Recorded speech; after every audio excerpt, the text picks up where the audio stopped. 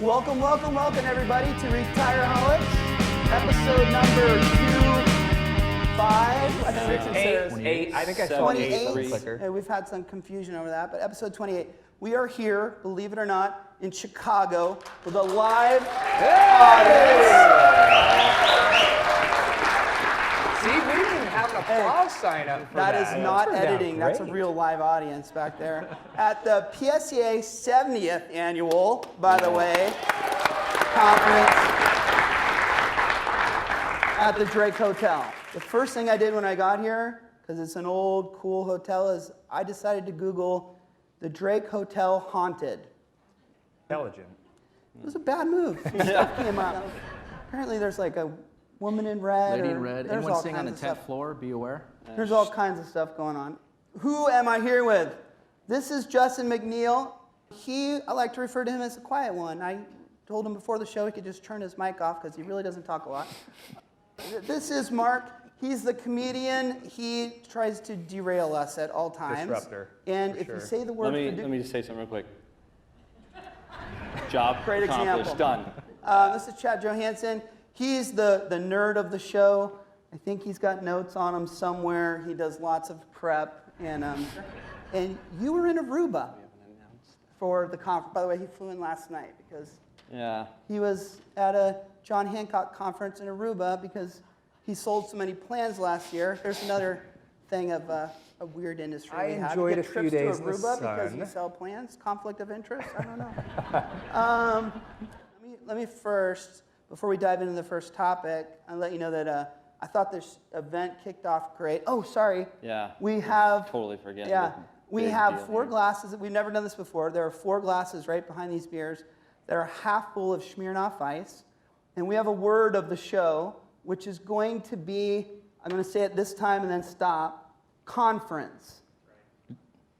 Which you don't know if you realize you already said it once. I know. That's why it reminded me. Yeah. And so if anyone says that up here, they have to drink Says what? half of that event, the word for event that we're not supposed to say. Okay. This event kicked off great with Harvard, MIT professor, super stud talking, and I loved how he talked about the whole focusing on income, taking DC plans and kind of making them DB-esque, if you will. I thought that was great. But what a great conference to start.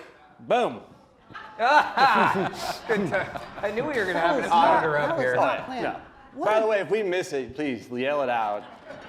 What I a won't great miss it, though. event to start with an MIT, Harvard distinguished gentleman and finish with this. And to that, we drink. That hurts. I mean, you have covered the entire spectrum with that. Okay, so 401k fees, 403b fees, retirement plan fees, it's a funny little game. And let me first preface that I don't think any of these things we're about to talk about are bad alone by themselves. I just think in the wrong hands, they can be bad. The retirement plan sales world is an aggressive place, right? These people have quotas, bosses and bosses of bosses pressuring Trips to them. Aruba on the line. Trips to Aruba. And so there's a lot of pressure. And so they are going to try to, it's a dog-eat-dog world, I guess is what I'm going to try to say. And so some people in the wrong hands will manipulate things to try to increase their chance to close business. And that's some of the stuff we're going to talk about today. The first one on those fee comparisons, those spreadsheets. I'm not sure how much longer I can wait. I'm just curious about this beer that we're forget about supposed to that part drink. of the show? I need to open this up. Gosh, I do this all the time. We also, on the show, have a beer of the episode. This time we have a beer from Potosi, who, by the way, you all have beers with us. Thank you, Potosi. Potosi. And we have a got guest. Dave Fritz from Potosi, from the Potosi Foundation, who's a guest on the show. He's super mad at me because I forgot about him. Yes. Come on up here, Dave. Please, If you introduce still the want Potosi to. Foundation for us. Thank you, sir. Thank you, sir. No beer for you. Yeah, right. He's had one too many already. This company, this brewery, has a really cool, very unique history. Tell us a little bit about it. I really appreciate being here, and when you think about what you guys are here to do in your profession, and if you're successful, when people retire, they do not have to drink cheap beer. So They drink good stuff. They drink good stuff. So I'm president of the Potosi Foundation, which was formed in 2000, and it was formed to resurrect the original Potosi Brewing Company building that was built in 1852. And the brewery continuously operated in southwest Wisconsin until 1972, and then it shut down at the time when there were about 80 breweries left in the United States. And in the late 1800s, there were approximately 4,150 breweries in the United States. At the all-time low, it got down to about 70 breweries in the late 1970s. And that's why history is important, because obviously if you followed the craft beer renaissance, you have seen us get to the point where there's now in excess of 6,000 breweries in the U.S. So it's a wonderful thing. And but anyway, the building, once it shut down, went into a state of ruin, and we referred to it as looked like a bombed-out building in a war-torn country. But following a $7.5 million renovation to that building, we reopened it in 2008. And while we were in the process of figuring out what we were going to do with it, we needed to come up with something to put in it. So the American Brewery-Ana Association, which was the largest collector group of brewing history in North America, was looking for a home for their national museum, and they wanted a Midwest location. So I thought, oh, why not? I mean, why not Potosi? We got a good story. So we threw a hat in the ring, and they narrowed their search down to 3 good beer communities. And so Potosi obviously made the top 3. Now, what are two other communities in the Midwest that might be in the running? Any guesses? Milwaukee. All right, there's one. St. Louis. There you go. Wow, this is an intelligent beer. They did a lot We better had this than we quiz did. earlier, and these guys only got 1 out of the 2. Again, I think We they just do- drink it. We One don't of know us the might have said historical New York. value. Yeah, they do something in California more than just drink beer, I think. Anyway, we were actually awarded the National Brewery Museum. So we have the registered trademark. We have the National Brewery Museum. So that was really the anchor. Hold on a second. St. Louis. What was the other one? Come on. And Potosi. And you guys come out victors? We were the victors, and again, we had a plan. We had a business plan. If we would have had a good business plan, we would have never started, because it was actually something that came. We didn't really understand all the expenses, but we made it through, and we're still going. But we're formed as a 501c3, and so to the best of our knowledge, we are the only not-for-profit production brewery in the United States. And in 2010, we took beer to retail. We had to form a separate entity called the Potosi Brewing Company, which is the sole shareholder is the foundation. So it's a very unique structure, but very similar to Newman's Own and the Newman Foundation. And since the early 1980s, they've given over close to $500 million away. And our goal is, if they can do it with pastas and salad dressings, we should be able to do it with beer. So You can do billions. Yeah, billions, yeah. But literally, if things go well, we could be giving millions of dollars a year out awesome. to charitable causes. So, Any connection to the PSCA? oh, how did I get here? That's an interesting. I think you drove. Yeah, but well, I did drive actually. Good for you. Yeah, I drove a truck with beer in it, so that would be a beer truck. Okay. Okay. Which So- is makes where sense. we're hanging out after. Yeah. Well, yes. I'll yes. sit in the back. I valet park, so who knows what in Chicago what happens when you valet park. But I'm quite sure the vehicle will come back. But anyway, Potosi is famous for a couple of things. And one, it has the longest main street in the world without a through street, according to Ripley's Believe It or Not. And we also have a lot of great people that are raised there. And Tony Verhan, Tony's sitting over here. And anyway, Tony came into Potosi and found a young lady by the name of Shelley and married her many, many years ago. Not too many years ago, but anyway, so Tony's wife is from Potosi. And there's only 700 people there. You've got to be pretty lucky to find somebody. But that's what... Wow. All right, Dave. So Where'd you find your let's wife? move on. That's a compliment. That's by the Potosi, way. brother. That's a With that, compliment. what are we What drinking here? here? We're drinking good old Potosi, which is the golden ale, and then our Snake Hollow IPA. Potosi used to be called Snake Hollow, and we kind of use a lot of historical names. It also used to be called the Valley of the Drunken Men, but that was way too much to put on a beer label. golden ale. And then we have our Cave Ale, which is an English-style amber ale. So, All right. Well, if you Got a got one, spread. Cheers. put it up. Cheers to Potosi. Thank you, Potosi. Yeah. Keep doing Thank you very Great much. work. All right. I'm just curious, show of hands, who's been to Potosi and done all the 3 tour? hours Yeah. from here. Yeah, Tony has. Well, There we go. One man. I suggest you go check it out. All right, Dave. Yeah, we've got a great brewery tour. The museum is absolutely unbelievable. And the exhibits turn over every 6 months to a year. So if you've been there, you get a new experience over and over. And so it's a really good plan, and it's all run by volunteers. We have a paid staff, obviously, for the restaurant, brew pub, and the brewing operation. But the museum and our board of directors, everything is 100% volunteers. So thank you very much. Thank you very much. Thank you. Thank you. Cheers. Thank you, sir. Appreciate it.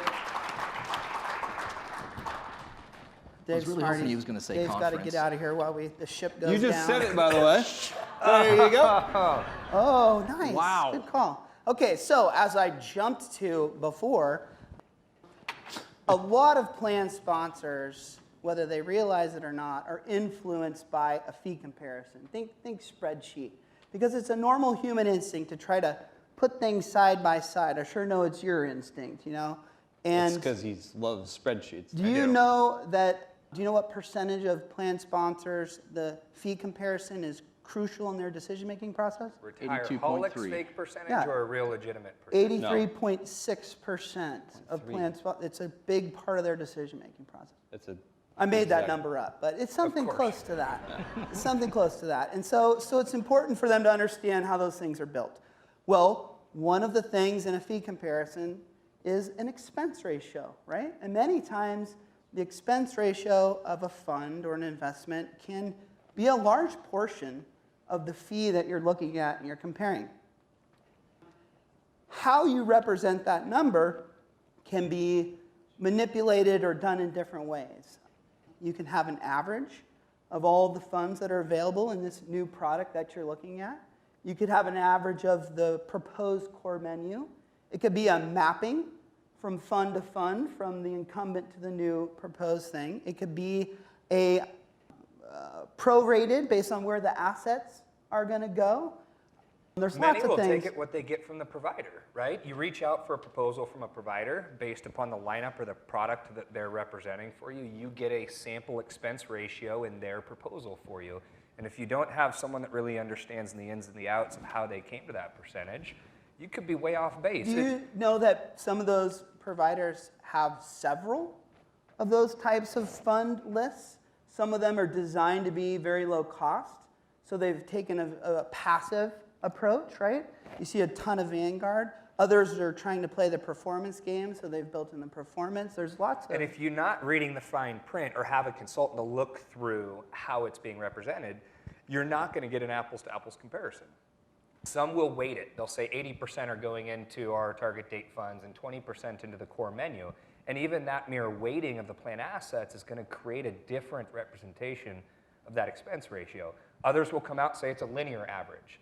Others will come out and load it heavy with a target date suite or Vanguard funds or passive, whatever it may be. The difference is it's not apples to apples. That's what I was going to say. Usually what I find upsetting about it is what one column is not the same as the methodology for the other column.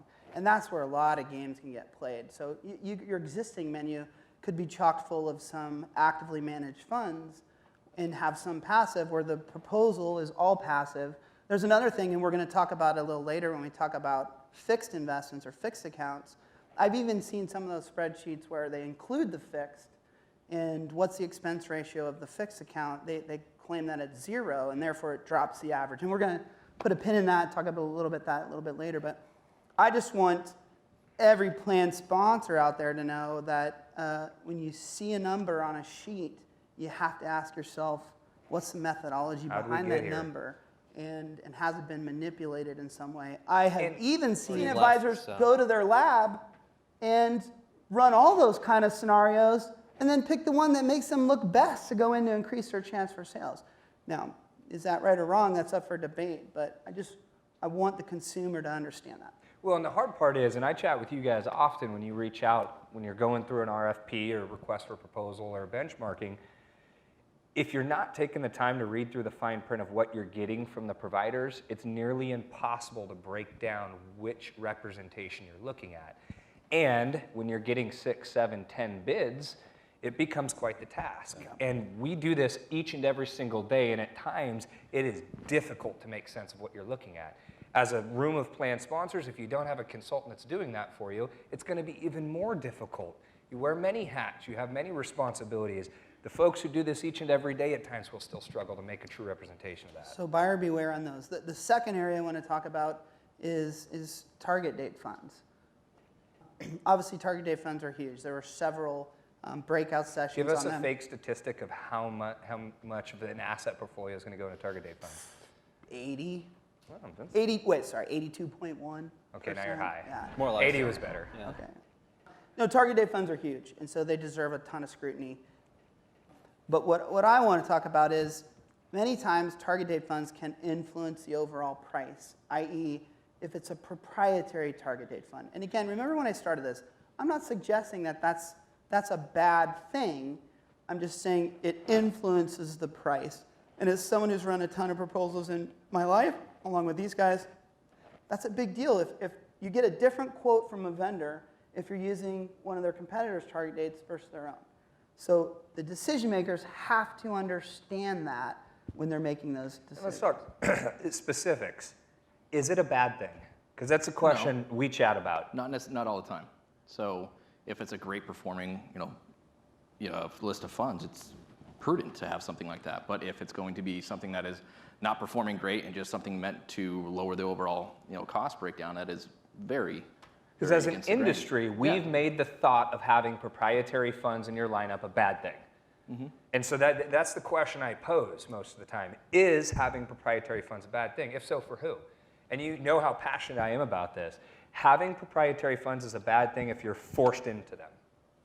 Having proprietary funds when you still have options and allowing it to lower the cost for the participant is not a bad thing. We keep looking, as a sales staff, everyone tends to look for a way to get in the door, a conversation to have. And the proprietary one has been that conversation for 8-10 years now, it seems like. And I think if we took a step back and we said what we're all trying to do is do what's right for the participant. If you're saying we can lower plan costs by using proprietary funds, then we shouldn't throw that out the door just by saying it's bad, because as an industry, we've tried to put them on the stake. I think that's a decent argument, but I think that's a tough argument in that there's so many target date funds available, and they take so many different approaches in terms of their glide paths and whatnot to miraculously line it up that your record keeper fits the ethos of your companies perfectly with their target date strategy seems a bit of a stretch to me. But I guess it can happen, and the point is that you need to look at that.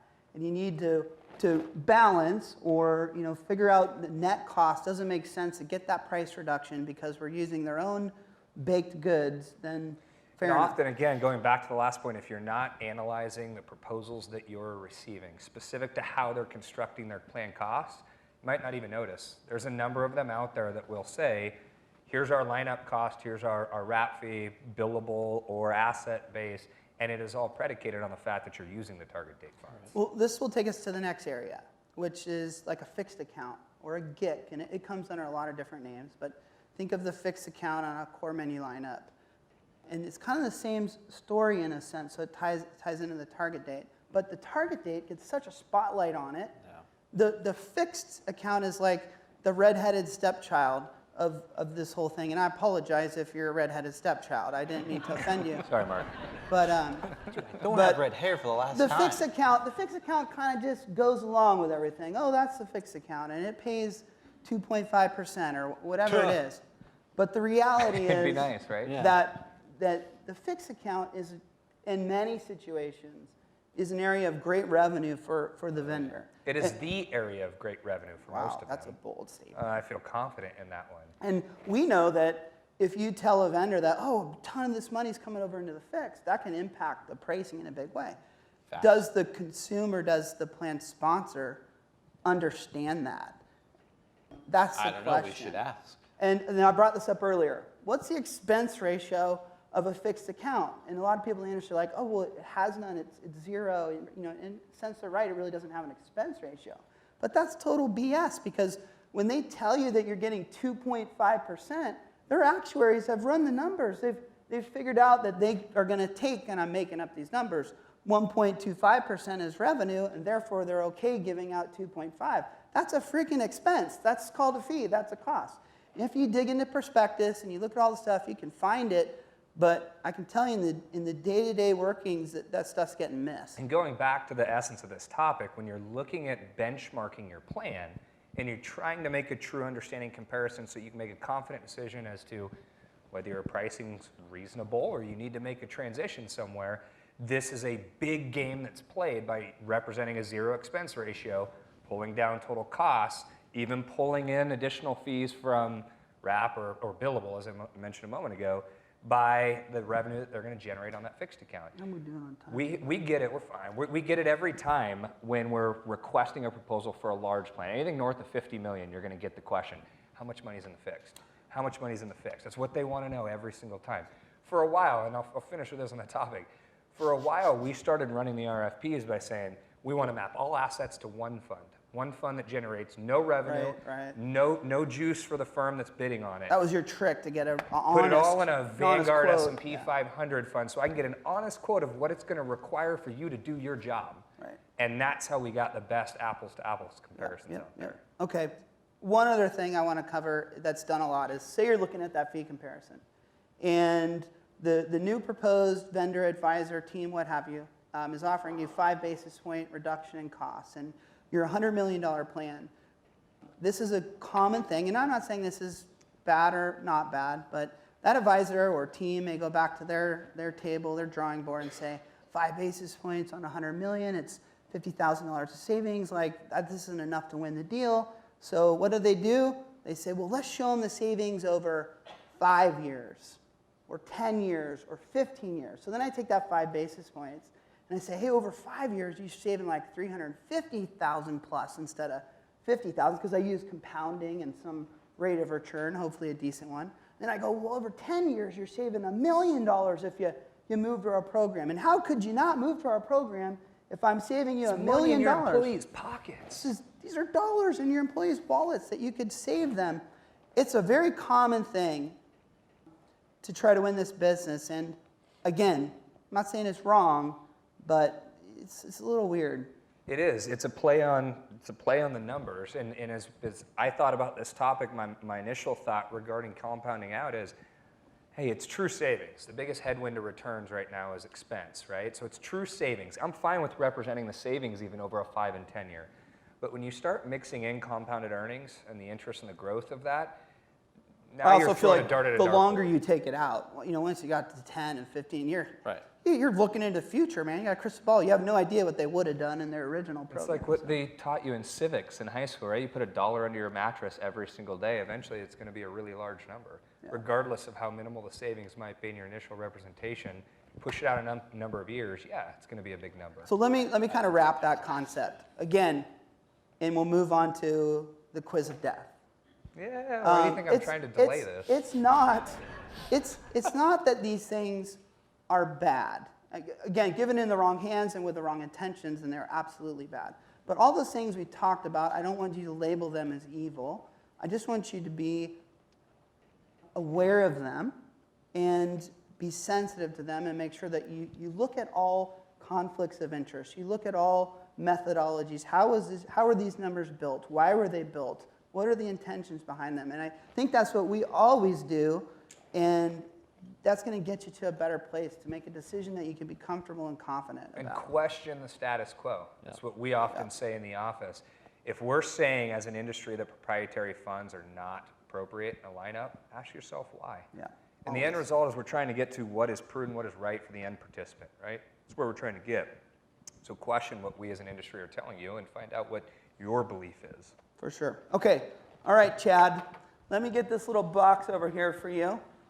I'm so excited because I don't even know what this is. I've got a couple questions. We came up with several ideas to hurt you that we thought might terrify the audience, and so we didn't want to use those. I didn't want to get blood on anybody or anything like that. I did say that eating something is completely out of reason for me. So Yeah, there's he nothing doesn't. in there that I I'm wanted eating. to go back to the old Joe Rogan, Fear Factor No. show, but Chad's not into that stuff. So He has a reputation to maintain. be careful when you reach into the box, but reach in the. Oh, I got to ask you the questions first. Reaching in there. All right, Chad. I've never seen him this thrown off. 3 questions. What is Live the show for you. largest sunken ship Looks like there could be a puppy in there. in Aruba where you just Oh. traveled and where you snorkeled And through? where I just snorkeled, Yes. that was, so it is the SS Antia. Ding, ding, ding. There you go. Got you one. Way to thanks for go. positioning Way to that go. one. Now's the real one. On the IRS 5500 short form filing, what line are corrective distributions, for like a failed ADP test, what line are they represented on? That's not that bad. I don't know that. It could be worse. Well, that's because you don't look at 5500s. I So do we a lot spend of half surfing. of our day I do a doing lot of surfing. Actually, maybe it is that bad. You want me to open It's the box? 8. No. It's 8E. It's Son no. of a bitch. Yes, it's 8E. Okay, It's 8E. it is 80. Congratulations. Wait. That's 2 out of 3. No, I have to 3 get out all of 3. three? 3 out of 3. Chad, when have you ever gotten all three? Yeah, you've never gotten this Well, right. that's why I said inevitably. So I'm while bound you were to in lose. Aruba, working on your tan, and by the way, check the Instagram of Retireholics sometime in the next 24 hours. I can give you a picture of Chad on the beach in Aruba. We had a speaker. Right behind the keynote was a Jelly Vision founder, right? Harry G. I can't pronounce his last name, so I'm not gonna. And he created this tool, Alex. You've actually seen it before in Principal. I think they ran you through the employee education technology, where it's like a It's like the walks you through virtual the steps. response. Yeah, it's awesome. Kind of like I'm getting the feeling that I needed to be in that presentation. to answer this absolutely. question. Yeah, I mean, you can take a guess at it. And he said that the Vanguard had a stat that the average percentage in a company of people doing 10% or more in deferrals was 7%. Okay, actually, yeah, 7%. And then when they used the Alex app tech process, tech. it grew in a big way. How much did it grow to? So basically what I'm asking is, can you name A the random percentage number that happens for to the be the percentage presentation of that you missed? Someone else, and the audience knows. Oh, they're helping you. Oh, can Don't I phone look, a friend? No. Can I phone a friend? She was just giving you the number. This isn't I'm the Price is watching you. Right. I'm watching you. Don't you want to see him get hurt? 11.4%. Not even close. 33%. What? Wait, it went. The deferral rate No, went up no, to no, no, 33. no, no. The Percentage of people growth? doing Who cares? 10% You got it wrong. or more. Doesn't matter. No wonder you got it wrong. you wasn't even a didn't. You reasonable didn't answer even then. understand the question. Were you listening? Okay. Yeah, I was Reach sitting in in. the room. Can Be you very get the careful. Is it alive? No, it's not alive. Go ahead. It's over there. God forbid if it was set up. It's right here. Just grab it, buddy. There you go. Seriously? Yeah. Where? Are you afraid of that? Yeah. So wait. Look at that. Where is this going? Last time you did this, this was a mouse trap. This is a rat trap. Oh, really? I couldn't tell by the size. And I tested it earlier with our producer, because I worry about you. I want things to be okay. And it snapped the pen in half. Oh, you didn't test it on yourself? So that's not going to work. That's going to work for you. I got these little guys. You're going to put them out there. I want to do a double. Can you help them out, Mark? I want to do a double. Oh, they're pinned down. How do you actually do Well, that this? one just broke. No, it was pinned down. I think. Oh, yeah, you remember how to do that. And then we're going to jump into a recap. See, I think at this point I would have rather been bit by a dog. Okay, maybe I can't do it. There we go. I guess it's pretty bad that you're setting up your own trap. Yeah, when you set your own trap. We've tased him before. We've ripped hair from his leg. I could probably hold it for Shot you. him with an You airsoft think? gun. These are the kind of things that you can't really test before the event. This you know? is the stuff that gets edited out when we're filming. But I did come Nobody back around. from the hardware store with that one, and Brandon, our producer, looked at me and goes, "You can't do that." his finger. I won't am an come out." employee, by the way. Like, I feel like I have a claim set up Yeah, right that's now. a bummer. We don't have workers' compensation. No, I have not had Chad sign any. So The deeper you go in, the easier it I say you do The lead with less two the fingers. pain he's is. so worried about Yeah, you. am I going fingers? Two fingers Yeah, 2 on the fingers same hand. Wait, single fingers? 'Cause Single that seems fingers. like a bad idea. That's why we want you to do it. Brooke, dial 9-1 Chad's and get wife ready is for here. the third Chad's one. wife is here. Is Brooke here? You got Hi, this. Brooke. You got this. Only one. I'm down on that too. Oh gosh, careful! Oh, son of a Now gun. we went to the nail. You're right. The deeper you go is Sorry, I less. helped you out. Okay, now on to more professional things. Jeez. As I mentioned, this conference kicked off, I thought, Oh, thank you! I knew that was a bad idea. Yeah, he should have to do the rat trap. This event on You can't keep retirement saying event, plans, you have to change the word. this Yeah. this get together Yeah. started off really well, as I mentioned, with the MIT, Harvard We stud. know, we get the point. Do the man. smarter recap, than us, man. we This get is it. how it goes. And then followed up with the Jellyvision guy, which was awesome, and he brought D1, D1, my new the favorite rapper, rapper, on easily. paying off. That was I finished paying selling, baby. I finished paying selling, baby. I scooted out into different breakaways. I was really impressed by Thomas Clark, the ERISA attorney. He did a fabulous job. I really get into it because he gives me a little taste on what it's like to be an ERISA attorney and goes through the different cases. And he's really excited about it and very passionate about it. And I just super enjoyed that conference. Boom!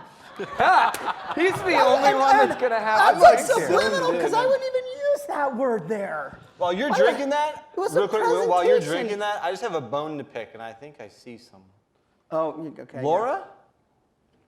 I was trying to win this leaderboard, and I don't know how you have 2 more points than me. You got Yes. close. I was so close. So and I also have a bone to pick with Pat Jarrett. In his breakout session, he said the Easter Bunny wasn't real. I saw those were your notes. 3. My takeaway. This is not the event's official statement here, but I saw 3 big takeaways for me while I was here. 1, moving away from focusing on the net asset value, the value of the accounts, the value of the plan assets, and shifting to the income at retirement and the streams of income and how you're going to make a real retirement work. And I think that's a great direction for the industry for a variety of reasons. You said it earlier, almost converting a DC to a DB, a defined contribution plan to a defined benefit plan. And if you talk to someone who has been lucky enough to reach retirement with a pension in place, or for me, I come from a family of law enforcement essentially, someone that has a pension in place, they look forward to that. That's fun to them. Their retirement is, they see it, they know You're what a pension saying they love their pension plan, and if you would have been here for the conference, never real, but It that's was kind of an underlying theme, yeah. That's exactly what Professor Merton, I think I can call him that, said, was that when people love their pension. Don't worry, we have reinforcements. Line it up, Here, line just it up. drink this whole thing. No. Just fill them all. Another thing I liked was sitting in Thomas Clark, I'm like watching my words now, Thomas Clark's presentation. He talked about all the litigation and everything, and he said, he actually gave me some comfort that, a lot of this stuff hasn't really come to fruition.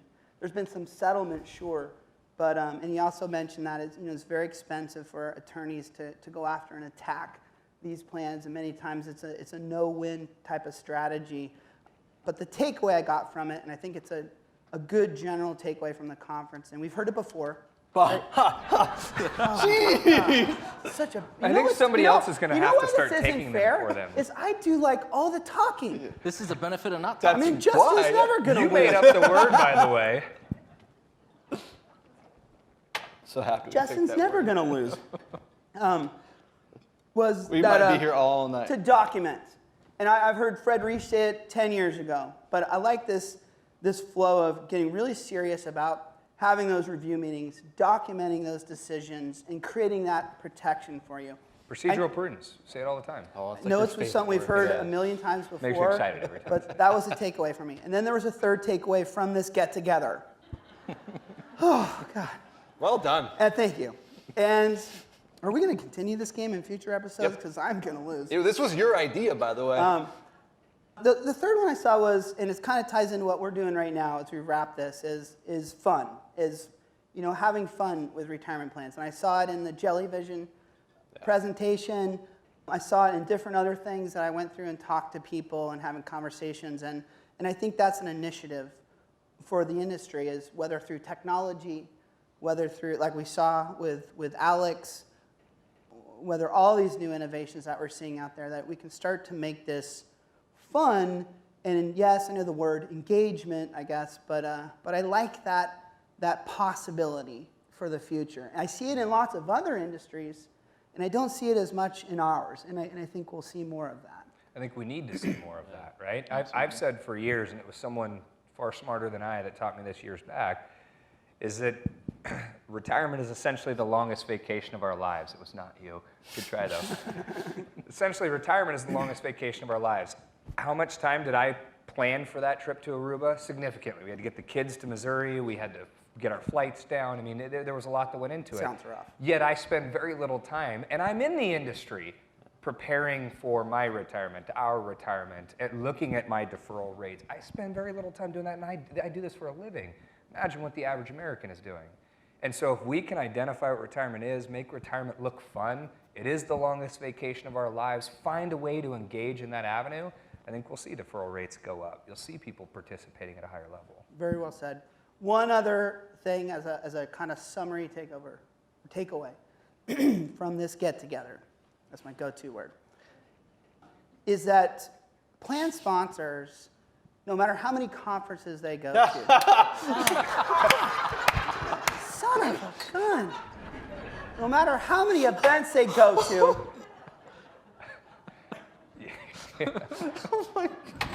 if you've not had one of those I drinks, just feel bad for you. they're Conference. terrible, by the way. I just They're feel bad for that. terrible.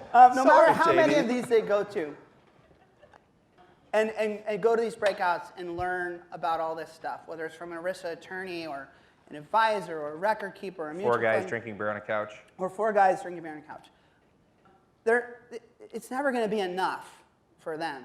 So they're going to have to rely on their professionals. And I had a conversation with an advisor that was here at this event in the hallway, and I said these very same things to him. I said, it's you, the advisor, the consultant, the professionals that the client has hired, that is such a crucial role, because you're the one that's going to translate this stuff to them. You're basically their savior in understanding these fee comparisons and these fixed accounts and the games that are playing and everything that goes along with it. So that role is so important that my big takeaway from this event,